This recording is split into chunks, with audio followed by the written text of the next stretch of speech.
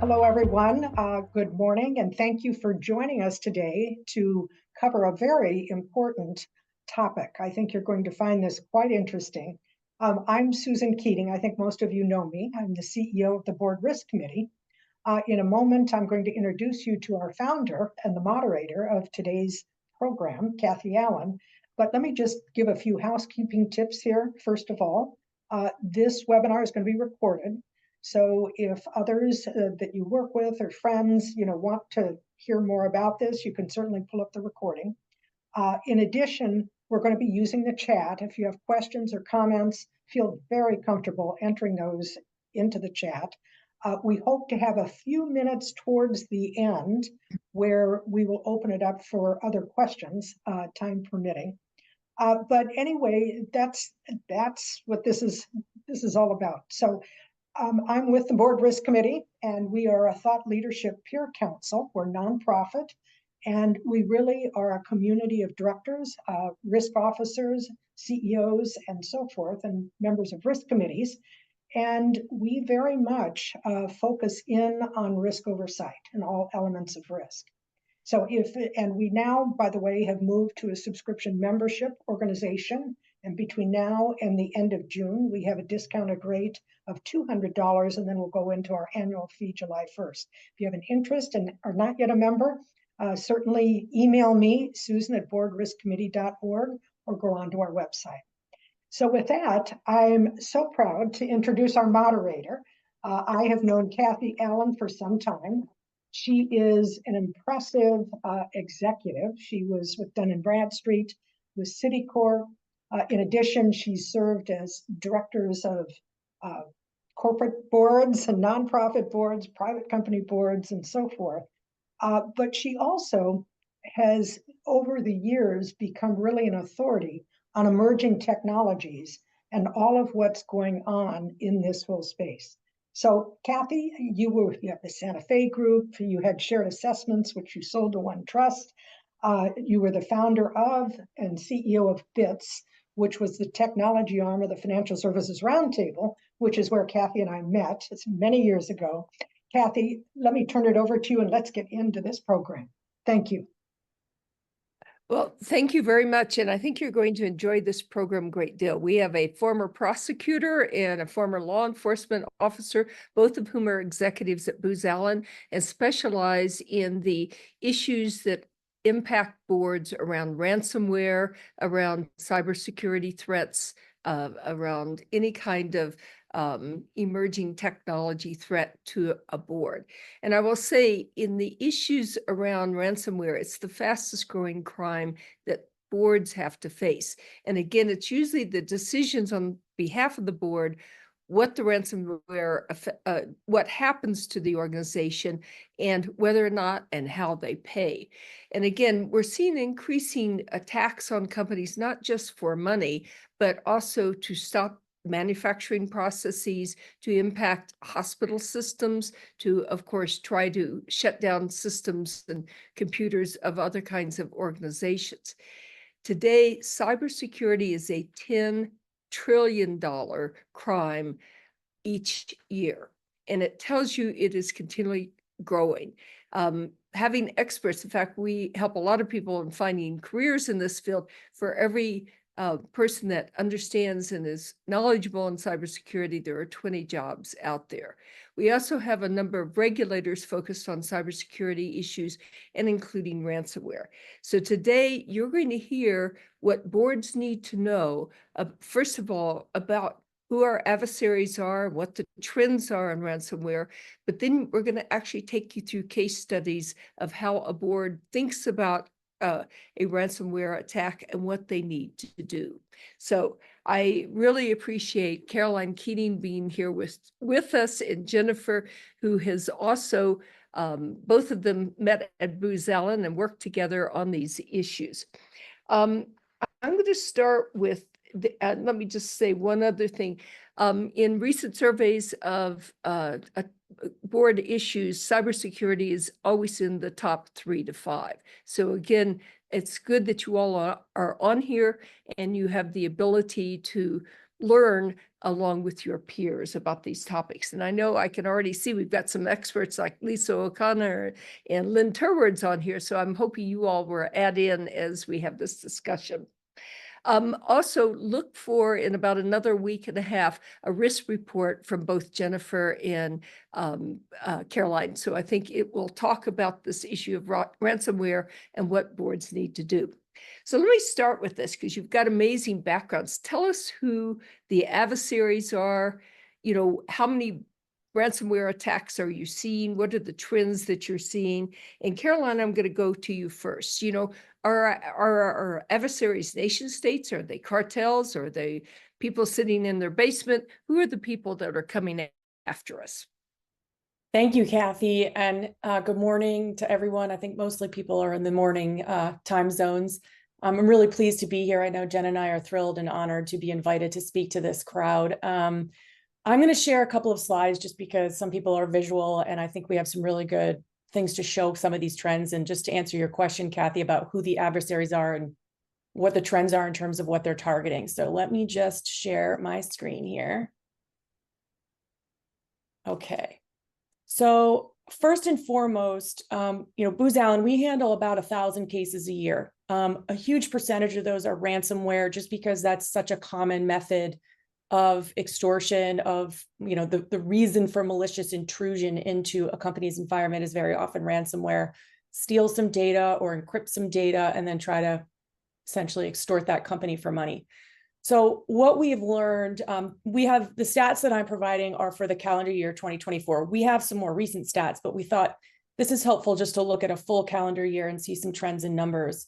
The largest initial ransom demand that we have observed in our practice, so we know there are some that are a little higher, with $150 million. So that's obviously for a multinational, large, likely publicly traded company that has big money and big coffers, so to speak, or perceived to have big coffers. The average or initial ransom demand, though, across all of our 1,000 cases is about 17 million. And then Jen is going to talk a little bit about sort of that art of negotiation. The average extortion settlement observed in our cases goes all the way down to 550,000. So really, it's a game of negotiation, and it is, as Kathy mentioned, this trillions of dollar business that essentially isn't criminal in nature, but is still a business. You'll hear, maybe Jen can talk about that a little bit too. A lot of these threat actor groups, not the nation state ones necessarily, but the sort of private organizations, function just like a regular business. They have HR to recruit new people. They have the business people to process the payments. They have negotiators who do the negotiation. It's a really fascinating thing. It just happens to be illegal what they're doing.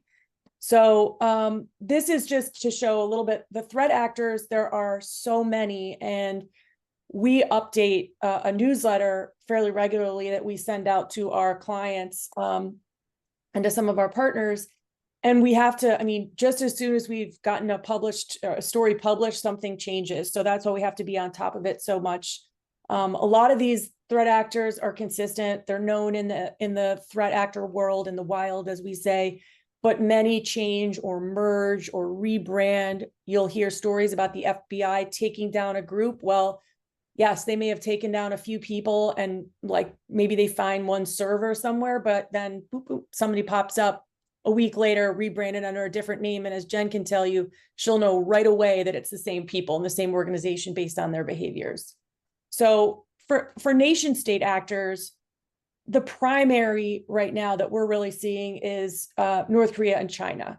Of course, there are other countries that I think we see, Eastern Europe, certainly Russia, but primarily China is the big sort of threat right now. And then North Korea, with the whole scam that they have, they're trying to embed actual physical workers into, US corporations. So they put together biographies, they over time, or, bios and essentially are hired by companies to infiltrate. There've been quite a few that have been captured, and they're going to be criminally prosecuted. But that's like a new threat, that's a new tactic to actually embed people. So the other thing I would just note here is the threat actors kind of ebb and flow differently as well. This just shows when particular threat actor groups were active over the period of the year. So you can see that sometimes there are kind of upticks in activity. So a threat actor group might unleash a whole bunch of new malware, and they'll all of a sudden be very active in the wild. And then they'll kind of go dark for a while they either are negotiating with Jen or with others while they're kind of dealing with their current caseload, so to speak. So this just kind of shows you Akira, which is the number one there, is just a particularly prolific group. And I think Jen will probably talk about them a little bit as well. So that just gives you an idea of, just from 2024, the number of threat actor groups that are out there. There is some nation state activity, certainly, and just kind of the volume of cases, because we're just one organization and we handle 1,000. So I don't know, Kathy, I think I'm beating you to your next question, which is about like what they're doing, but I'll let you ask it anyway.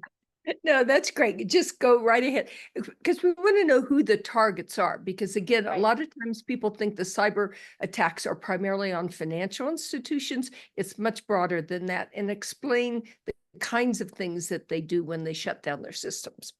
Sure. So as I said before, ransomware is among the most common, and email compromise is very, very common as well. This happens all the time. Phishing emails, smishing emails, social media, they do a lot of investigation of people and of the company's sort of behaviors to try to mimic emails. I mean, we had one recently that was so it would be almost impossible to tell that it was malicious. But email compromise is when that happens and you click a link or you download something that looks like it's from someone that essentially can start something much, much larger. It could be just so that threat actor has access and can look at some data, but it then can very, very quickly escalate to a ransomware situation, because that's just an access point.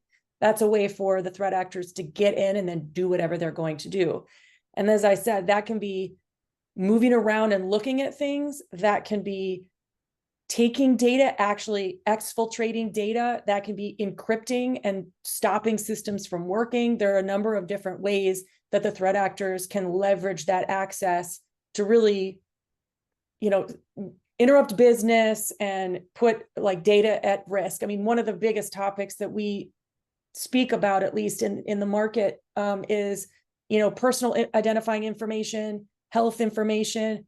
Obviously, regulators are very intent on particular types of data that, if it's lost or not secured, can be really problematic for a company. So think about an organization like a healthcare platform that also does benefits, for example. You all of a sudden have regulators from all different types of backgrounds: healthcare, financial services, CISA with the government. There are a bunch of different organizations that would be looking at you, the SEC if you're publicly traded, et cetera. So it's a really kind of difficult thing to navigate once the intrusion happens. I think what really is interesting here on the right is the incidents by industry. So typically, like Kathy said, financial services and healthcare have obviously been very significant. But what people don't talk about quite as much is manufacturing and now construction. Construction is a really, really interesting area where many of the systems are outdated. They're really not updated. It isn't kind of perceived as the security risk. But think about the critical infrastructure kind of elements of construction and all of the different sort of components, like the products that are used, the infrastructure that's being built up to build a business that also has like an electronic and also sort of brick and mortar aspect to it. That's an area that we're really seeing a lot of new activity. Certainly technology. And then legal is another really big emerging area. So law firms and accounting firms, we see all the time, because think about it, they have so much confidential data, so that they really freak out when they have an intrusion because of all of the different obligations they have. So that's kind of a basic overview. And we have a ton of other data that we can provide if anyone wants it to kind of support this. We put out a monthly threat insights report that shows this type of data on a rolling basis. It shows kind of the summary over the last year, but also sort of in the last month what's happened. So this is just the incidents by type over the years, and this is just the time of year when things seem to hit most.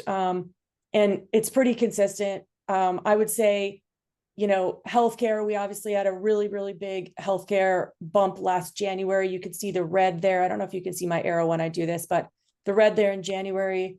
You also saw it again in July. So this is when either one or two threat actors are really targeting that industry, or when there's a proliferation. So I'll give one example, and then I'm going to stop talking and let Jen, who's the true expert in this, begin talking. But think about a situation where you have a phishing campaign where you click on a link and it gives the threat actor access to your email inbox. So they can see everything that you've emailed. They can send emails from you. So that access, you click on it, they now have access to your Microsoft Outlook. They then send an email to everyone in your contact list, everyone you've ever emailed, that has the same type of link that someone clicks. Think about like the tree branching out that happens from that one click that you started. That is where these like really big upticks in activity can happen, because if the threat actors are sending out those emails and targeting healthcare because they know that PII, that private information, health information, PHI and PII are going to be impacted, they know that they'll be, you know, they'll certainly be addressed, that everyone will respond because it's such a significant scenario. So I'll stop talking. That was a lot of talking by me. Not at all, Carolyn. And just before we start talking about the negotiations, I know traditionally the FBI has tried to encourage companies not to pay the ransomware because they say it just encourages and it creates, you know, a industry, which you're already showing we have. What are some of the considerations a board should have on whether they do or do not pay ransomware? Well, I would say, first of all, having counsel who is experienced in cyber incidents is extremely important. So a lot of companies have their maybe white shoe law firm that they've always used, but I will say, unless you are really speaking with an attorney who can counsel you on sort of the pros and cons and really looking at the risk analysis on whether or not you would pay a ransom, that's number one. Also having a plan in place to determine what scenarios become the critical we must pay scenarios. How many days of business interruption will it take? What type of data is so valuable or so needed, you know, so needed to be protected that you'll have to pay in order to either get it back or protect it. A lot of this is about preparation.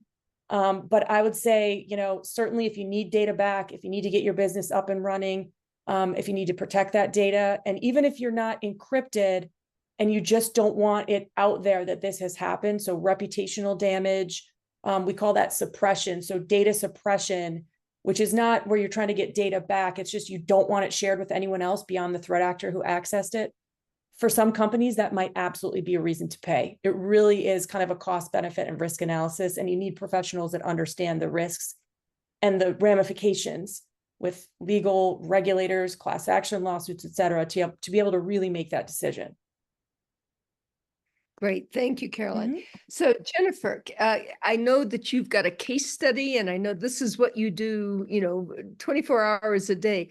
Let's take the board members that are on through what happens when you're negotiating a case or negotiating an incident.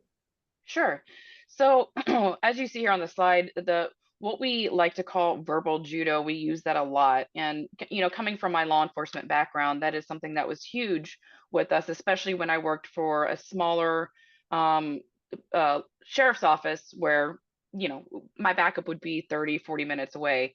So we really had to be able to speak and you know, keep the situation calm, and we translate that a lot with how we communicate with these threat actors. You know, verbal judo is persuading somebody to think the way you're thinking, and things peacefully, and get them to think the way you're thinking.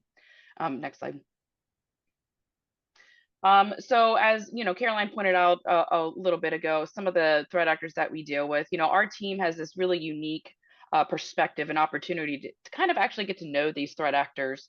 And it is very true. We can tell when we are dealing with the same affiliate, even if they're part of a different group, just by their behaviors and getting to know them. One of the big ones that you see here, Black Basta. You know, we know that if we're dealing with them, they're easy to get along with. We can stall them, disregard the timer, because a lot of these threat groups will put on a timer in their chat room, and it's a visual scare tactic or pressure tactic to pressure you into hurrying up and making a payment or start talking money. But we know with Black Basta, we can disregard that pretty easily. We do have a history of some of the affiliates trying to move beyond or go outside the rules of the bigger Black Basta group. And like we mentioned, a lot of these groups run themselves as a business. So they have rules they have to follow. And part of those rules are communicating within their own chat room that's branded, because that way the leader of this group can watch how things are going and see how the negotiation is going, because they get a cut of that payment, right? So sometimes we have Black Basta affiliates that go rogue and try to give us a private chat room. And this is so they don't have to follow the Black Basta rules, so they can get a bigger cut of the pay. But we're easily can talk them out of doing that. Hunters International is another one. They're newer on the ransomware world. They're very calm, they're cordial. They I say they're men and women of very few words, which can be frustrating for a negotiator when we like to actually, we want them to talk and be chatty so we can pick apart and use their words against them. They do have a policy of not offering any discounts. We've been able to test that one time, but that was months of communicating with them to finally get them to give us a discount. And another unique thing about this group is they don't employ harassment techniques, and that is making phone calls or emails to get somebody to communicate with them, or if they don't like how the communication is going, that's a pressure and a scare tactic to start making phone calls to executives to put pressure on whoever's communicating with them to talk the way they want them to. Akira, as Caroline mentioned, is one of the bigger groups. They are pretty easy to communicate with. In the last 6 months, they had a lot of technical issues where all of their chat rooms went down, the leak site went down. And we knew with the threat actor communications team that something was getting ready to happen with this group.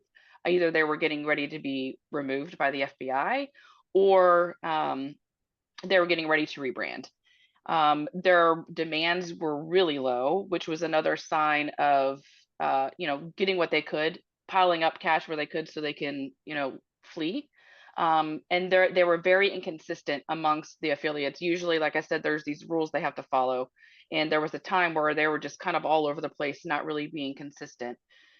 They disappeared for about a month or so, and then when they came back, they started to be much more aggressive, as if they were restarting. They were under new leadership, you could tell, because their tone was completely different than what we had been dealing with. Medusa is another one of those very aggressive groups, and that's the one we have a case study on.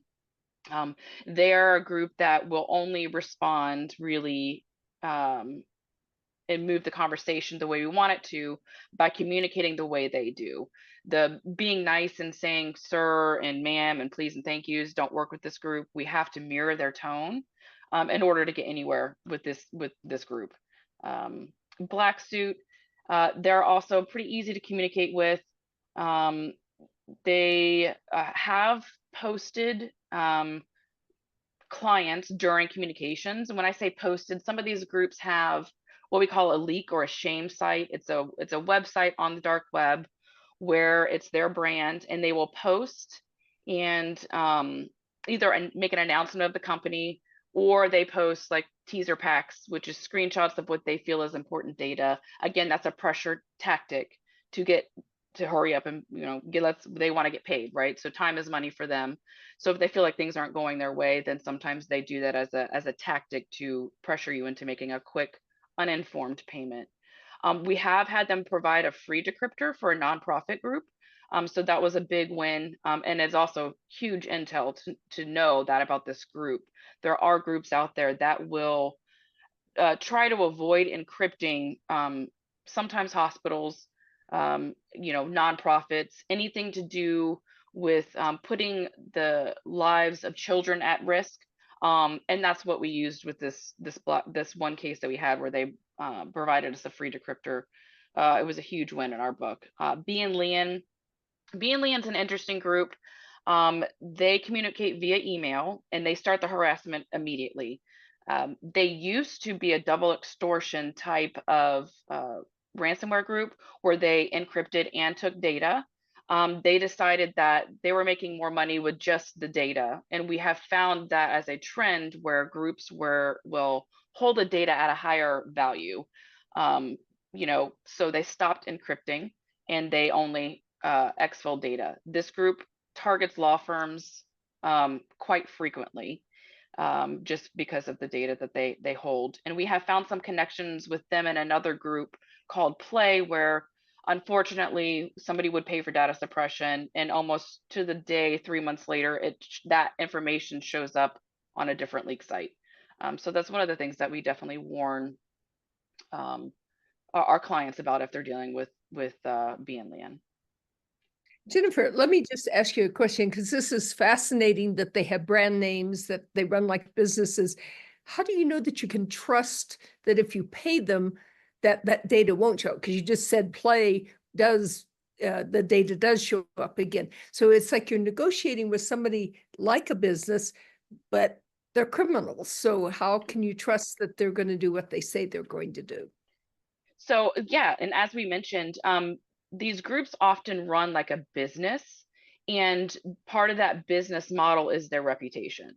So while you can't really trust them because they are criminals, they hold their reputation at a high regard. So if word gets out that they're not fulfilling what they say or what they're going to promise, then they run the risk of people never paying them again.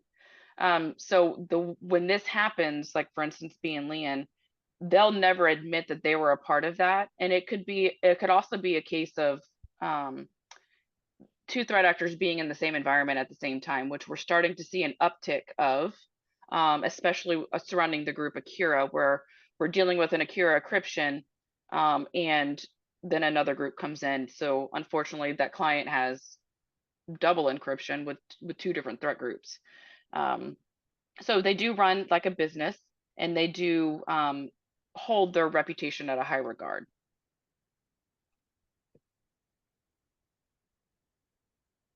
All right, some of the tactics and techniques in psychology on how we approach our negotiations. So when we first get engaged to start communicating with the threat actor, the goals and objectives of the client, it can be pretty fluid. It can change from hour to hour or day to day. So we try to be, pretty flexible with what the end goal is.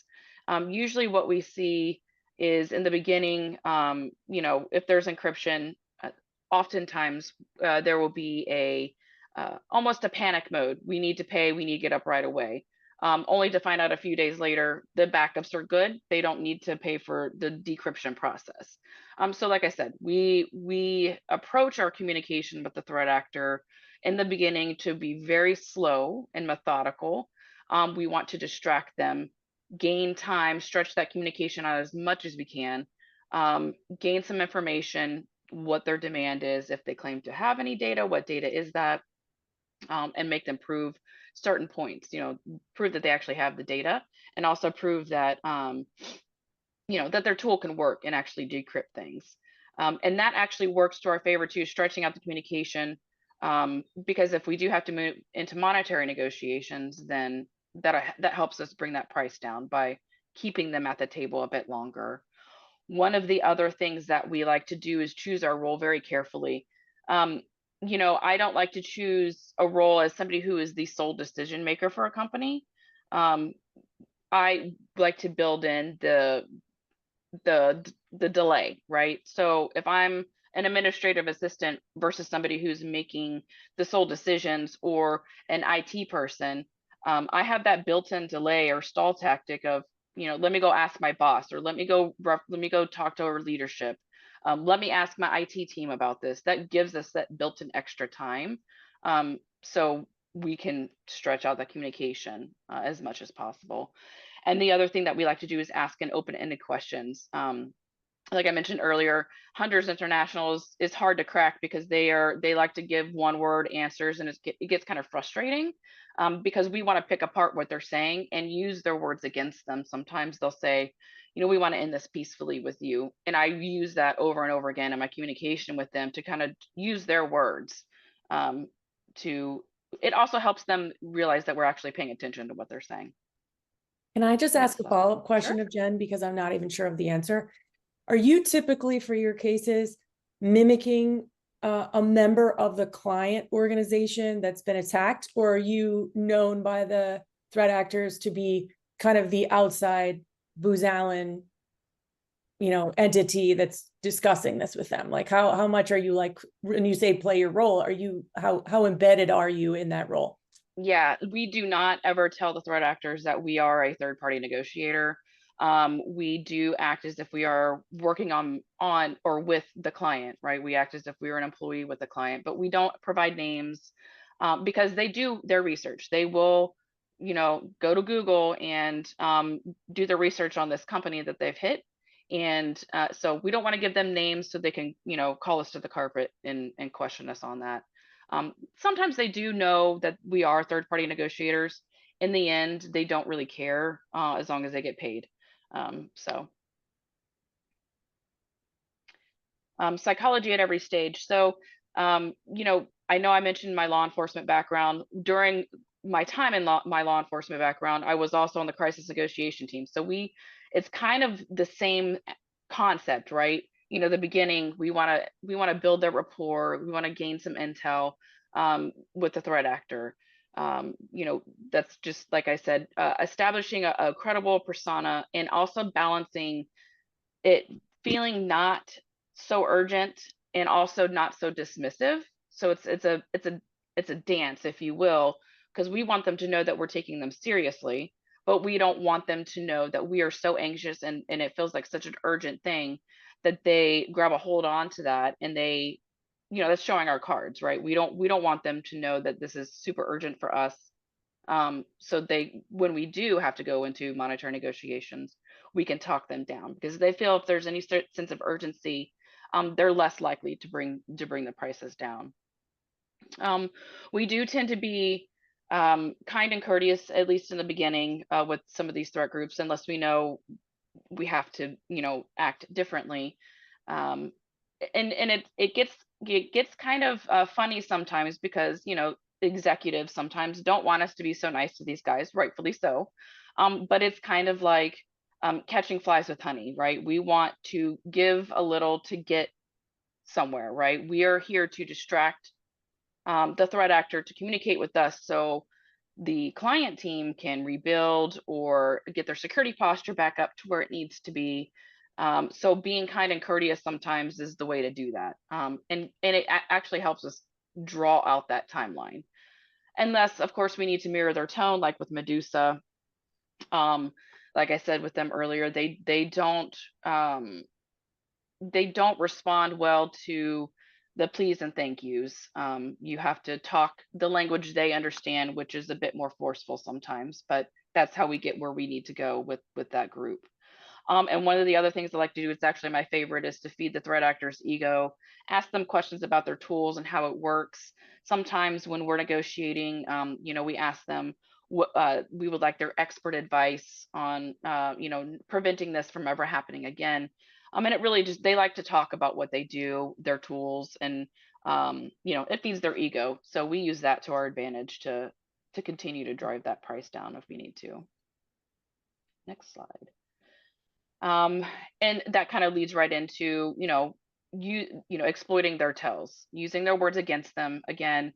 When they say they want to end things peacefully, or when they say you have 7 days to make a decision. Okay, well, thank you for the 7 days that I didn't ask for. We're going to use every bit of that to stretch out that communication, right? So one of the other things that I like to do is when we access these chat rooms. So a lot of these groups will have a branded chat room, or there's a chat called Q Talks, and you can tell when they're online. There's like a little green dot that says they're online, or red if they're not. And also some groups communicate via email. So if we pay attention to when they're online or when they're offline, and the goal is to stretch out the communication, we time that. If I know that, for instance, Medusa doesn't go into their chat room anytime I communicated with them between the hours of 2 and 3 Eastern, then that's when I'm going to go into the chat room and send my message, because I know they're not going to be there to hammer a bunch of questions to me as soon as they see that I'm in the chat room. Same with email communication, looking at the timestamp of when they reply back. Are they responding back immediately after I send the email, or are they, is it a couple hours? Just so we can time that appropriately to communicate with them and stretch out the communication. We also make note of the unfulfilled threats. Oftentimes we'll get, if you don't, agree to our demands today, then we're going to post you.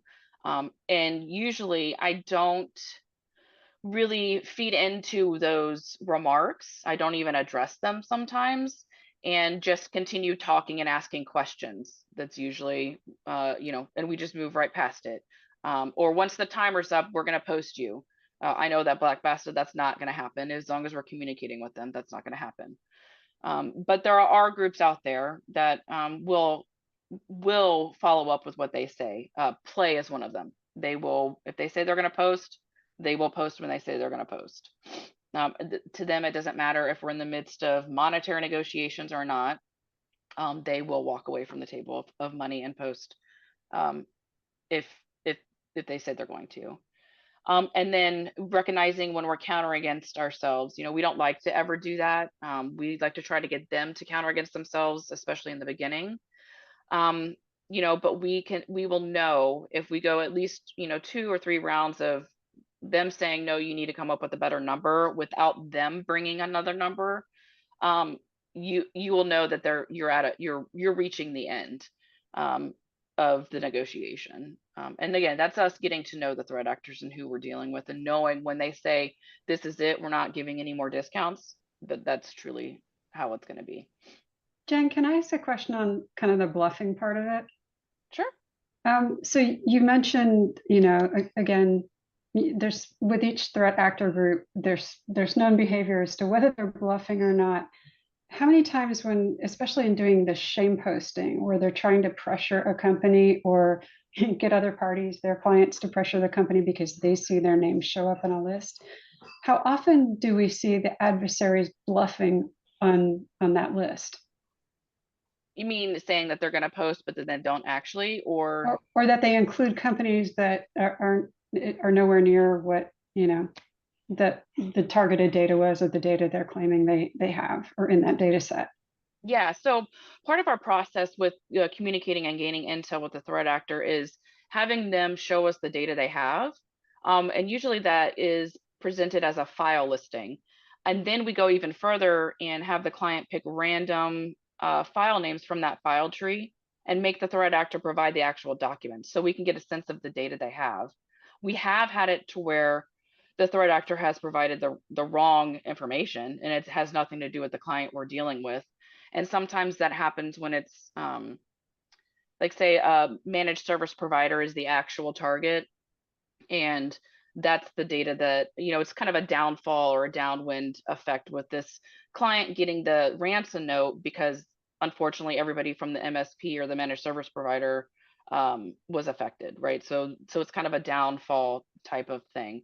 It's very rare that we will get a threat actor to say, we're going to post you, and they post something and it's not the client at all. We would have already realized that it's the client, it's not the client's data, just by going through that proof of exfiltration exercise.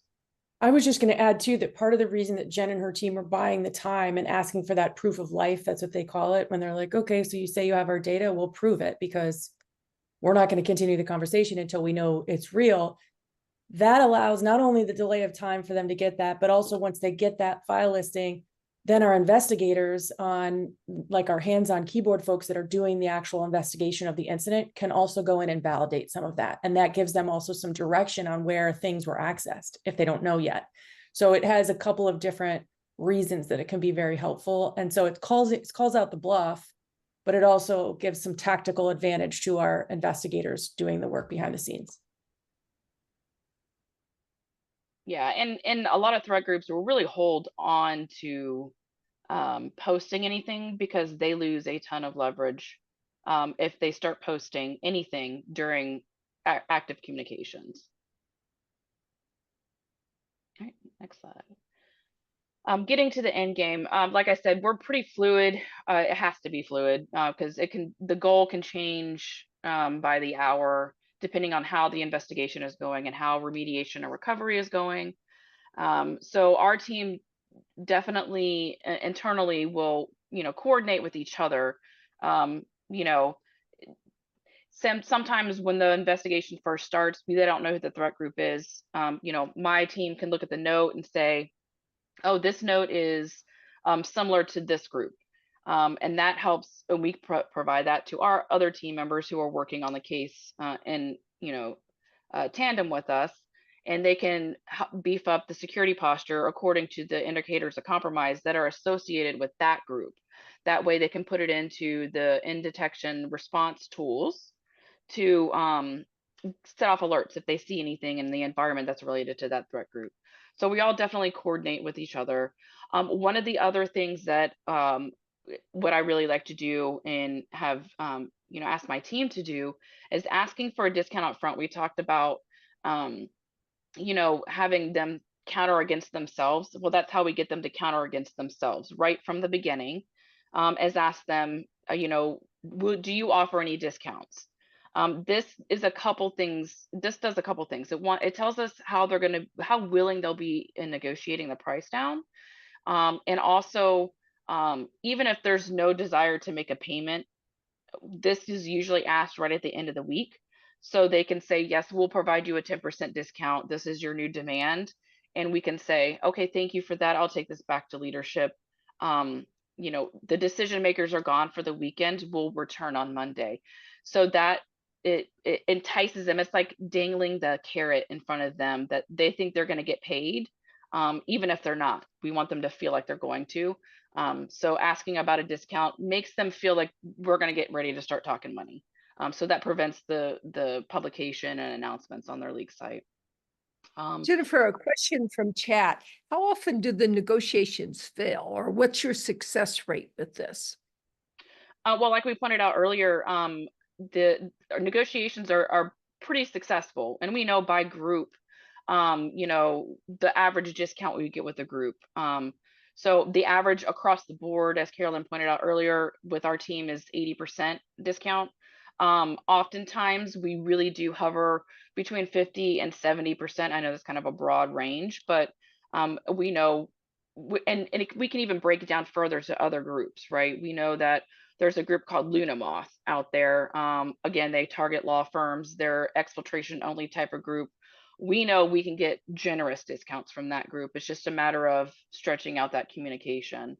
But are there times where they just don't want to negotiate? They just say, we're posting and that we're out of here. No, I mean, they sometimes will make it a very small discount, like just 10%. But they want to get paid, right? So most groups will not walk away from money being put on the table. Right. And we're not typically seeing like hacktivists out there who are just doing it for the sake of doing it. It's typically for money. Yeah. And I was also going to say something else based on that question, and now I can't remember what it was. I'm sure it will occur to me again. So I have another question about cryptocurrencies, because oftentimes these bad actors, they operate in cryptocurrencies. In fact, to date, it's mostly criminals that are using them for now.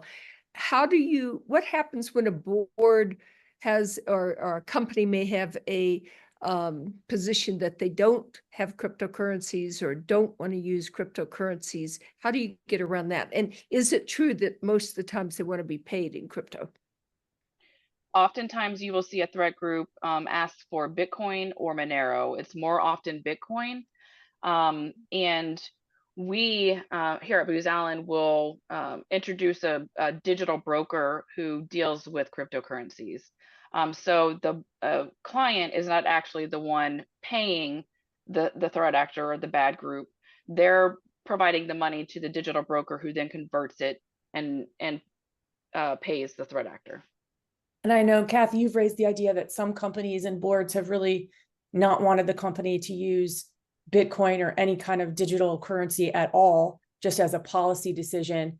And to that, I would just say, as part of preparation and planning, which is, I think we have a takeaway slide here, I would say blinking in red lights is plan and prepare, because it will happen. It's just a question of when and how severe it is and how well prepared you are to deal with it. So that's my sort of like public service announcement. But part of the preparation should be getting that granular. Okay, so we do have a ransom. We are going to need to pay, and we're going to need to pay in Bitcoin. What money are we pulling? Like, what reserves do we have within our organization? The financial folks, the CFO needs to know, where is that money being pulled from and accessed? And then how are we going to make sure that we can, violate what are traditional corporate and company policies in these exceptional circumstances? And like, who has to buy in and who has to vote? Does it have to be a board vote to make that decision? Or is it now baked into our plan where we know that the CISO or the CEO can make the call? Yes, we're at that critical time. This is the juncture where we will allow permissions to, say, violate some other policies that we would normally have in place. So preparation is key, and an incident response plan should include all of that, every kind of step of the way. And I also would say, just as a pitch, and I know I'm totally interjecting this, all of the entities and sort of business silos that would be implicated during a ransomware incident must have communicated in advance about a potential for an incident. So not only with an incident response plan, but like a tabletop exercise or a war game is tremendously important, because we have seen organizations that have incredible incident response plans. They're a book, all these like, if this, then do that, very complex. But like the CFO and the finance organization has never talked to IT, because like in a typical scenario, they don't need to.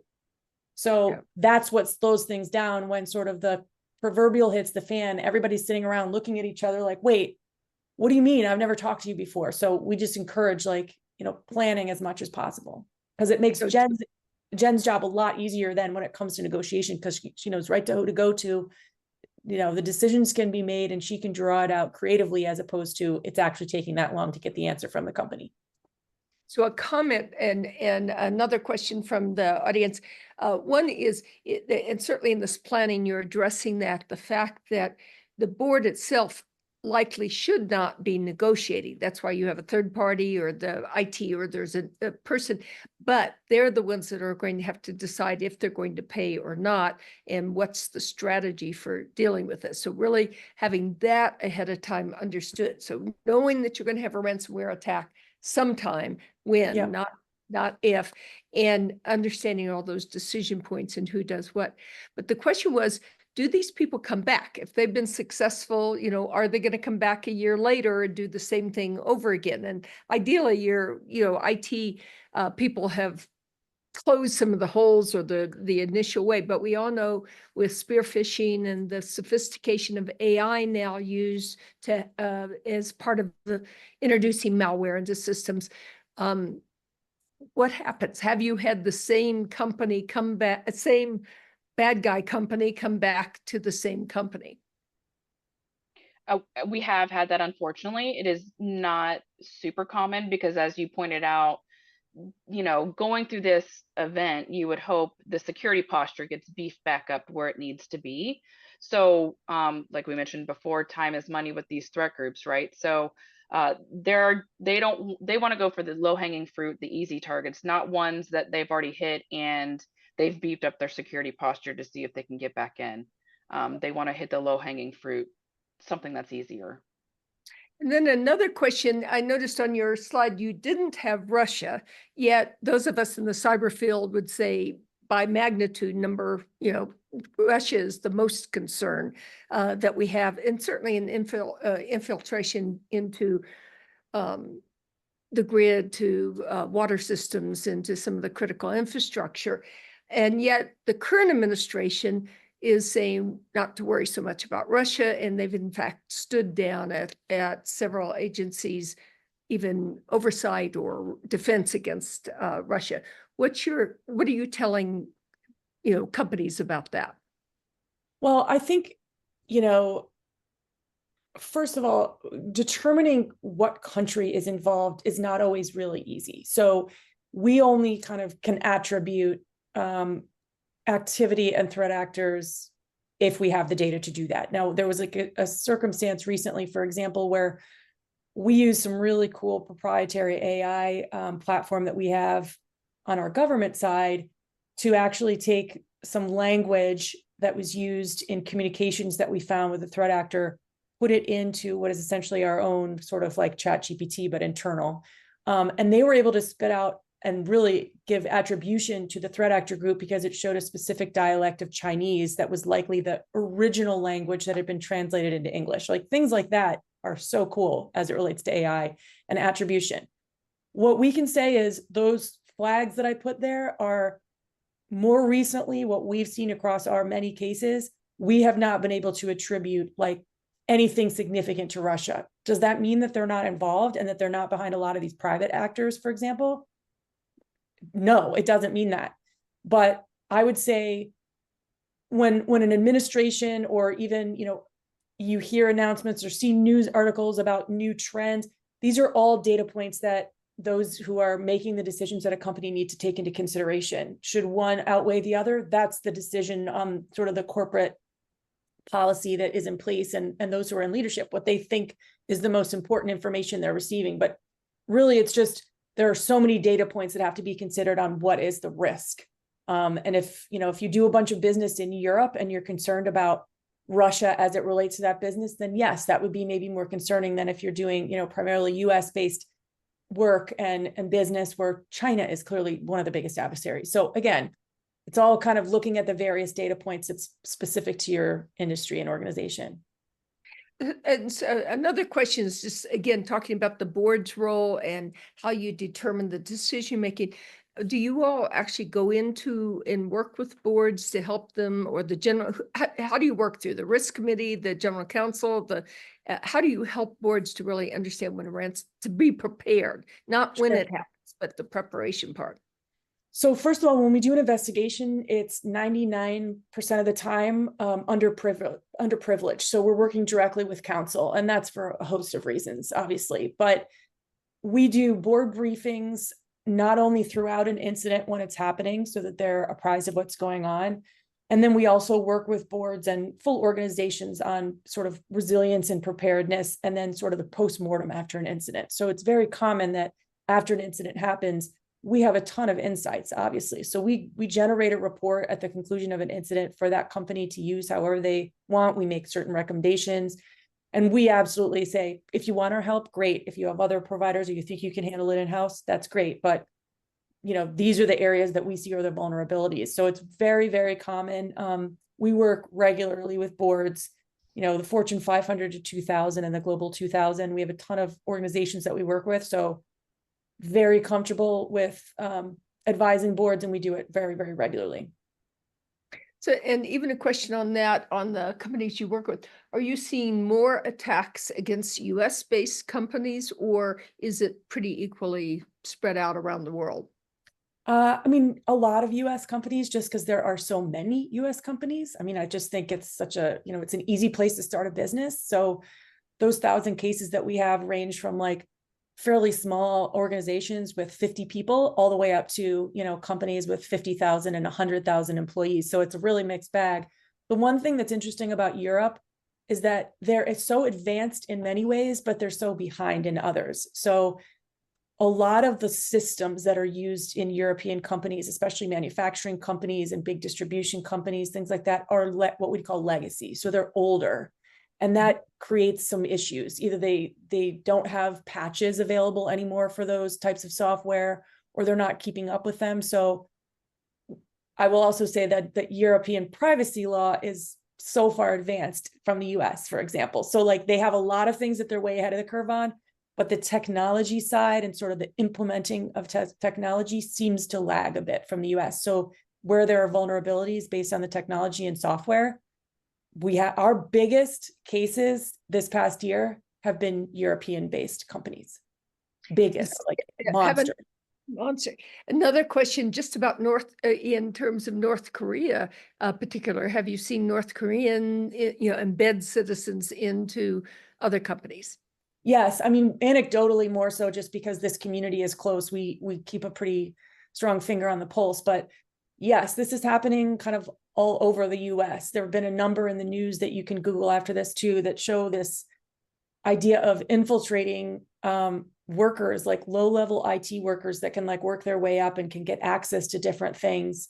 It's pretty scary. And it really kind of shows that a CISO or a chief risk officer or even HR, like these are real problems that go beyond sort of what you think traditionally as cybersecurity issues. Like you could have an insider threat, and it's like the worst case scenario insider threat. We hear insider threat and we think like, well, someone's selling some information. Or I know like years ago, I was involved in a case where threat actors were paying employees for 30 seconds of access. They'd say, look, I learned that your daughter is sick and you need money. I'll give you $30,000 if you give me 30 seconds. And they'd say, okay. And so that was an insider threat that was, that was a very difficult thing to combat, because if you have an unhappy employee or you have someone who's really vulnerable, I mean, some of these threat actors are very crafty. That's not super common. So I don't want to get everybody all worried about that, but just to kind of demonstrate the point, you really have to be vigilant on so many surfaces. We call them attack surfaces. There are so many. So you really do have to have people that know what they're doing and can help assess your surfaces as well. Actually, insider threat is on the upswing, and part of that, and there's a lot of concern also about the access to data in the government agencies that recently happened with DOJ. What is that data going to be used for, and how it's going to be used? We have at least two, if not more, experts in Lisa O'Connor and Lynn Turwoods. Any comments that you all want to make? Both of them have spent their life in cybersecurity. Well, this was an excellent it's like a first of prison. all, thank you to both Jen and to Caroline.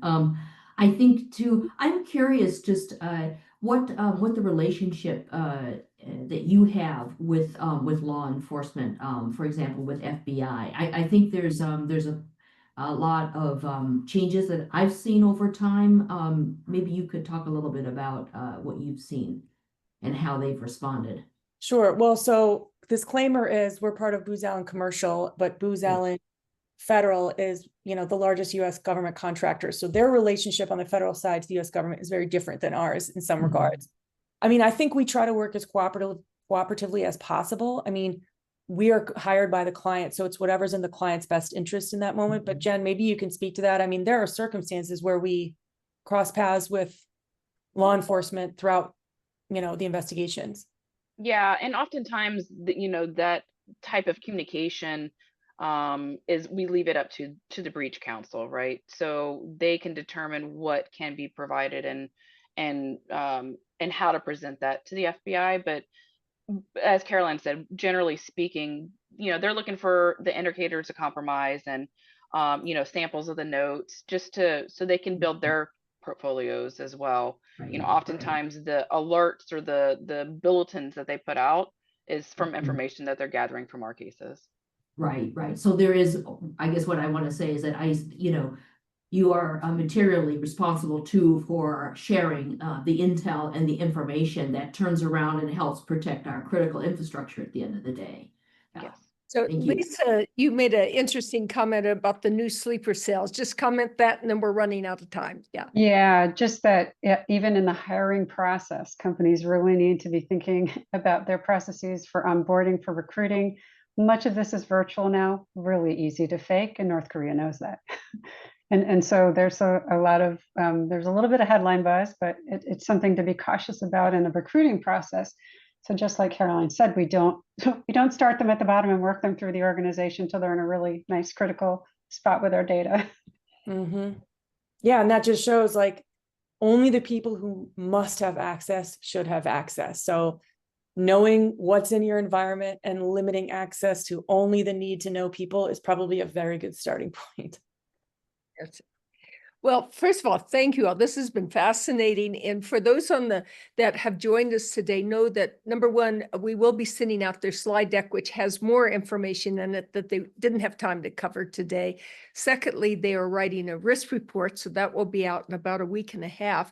And thirdly, we recorded this. It will be on our website. And I would encourage we do this all the time with your board, your fellow board members, share this with them, because I think understanding how significant ransomware is, how significant cybersecurity threats are, and how important it is for the board to be engaged, to have a plan, and really to understand the impact, the significant financial impact, much less operating impact on their industry. So thank you all again. We look forward to seeing you for our next webinar. Again, Jennifer and Caroline, you did a fabulous job. Thank you so much. We're getting all kinds of, this was fascinating, wonderful. So we'll let you know the feedback on that. And thank you all and have a good day.